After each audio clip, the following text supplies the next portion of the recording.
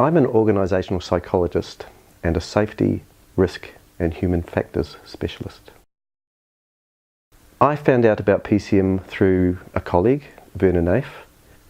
PCM was something I was looking for to complement the work I do in system safety and human factors, which is improving safety through reducing human error.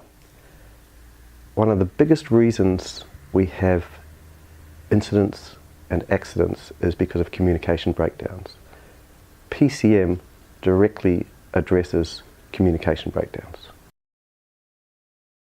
I decided to become a PCM provider to reduce undesired consequences in the workplace by empowering people and giving them a tool that is practical and hands-on, that they can use anytime, any place to improve the way they interact with others and so reduce what I call undesired consequences.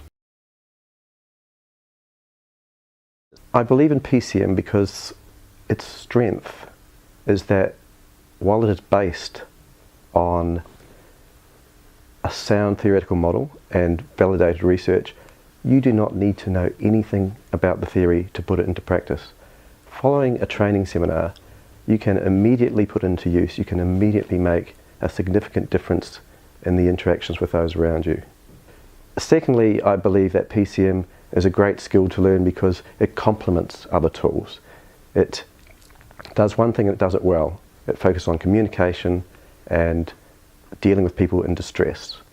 When we understand our own distress behaviours and distress behaviours of those around us, and we can make an immediate difference to take people out of distress, then it has massive, significant implications for improving safety.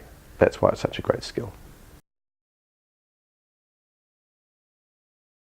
I've seen a few amazing outcomes from PCM. One that sticks to my mind is we had a person who was what you might call a micromanager, and he had a secretary who he used to drive each other up the wall, and using PCM we discovered that one of these people had a personality profile that you'll recognise called a workaholic persister. The secretary was in fact a dreamer, imaginer, and so the over-controlling workaholic was saying, do this, do that, do this, and couldn't believe that the secretary would just sit there and go, and do nothing.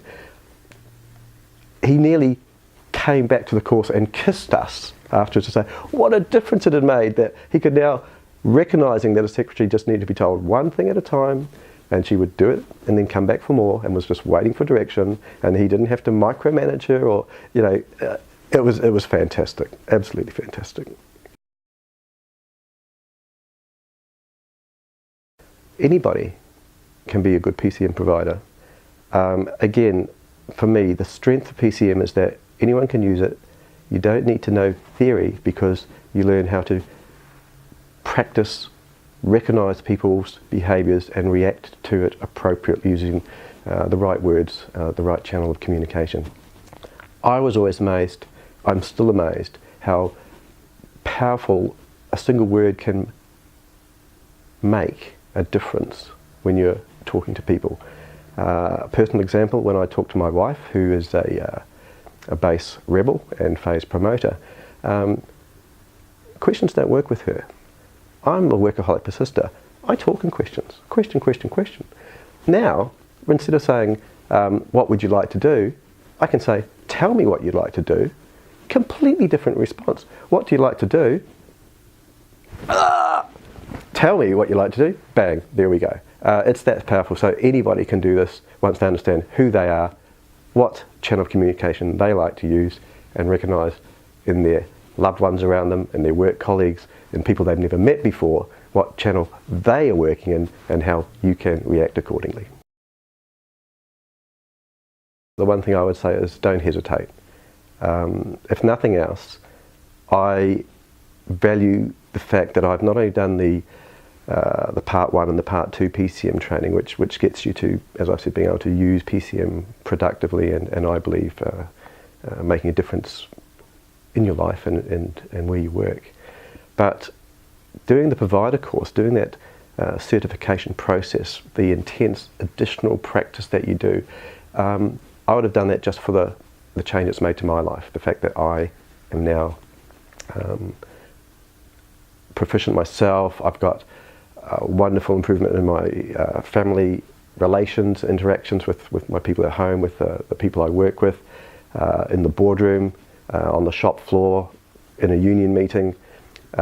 If nothing else, besides making a difference to others as a provider, and be that in a coaching mode, be that in running training seminars, being it on one-on-one interactions on a daily basis, that's one thing. But just the personal difference that it will make to yourself, I'd say, go for it.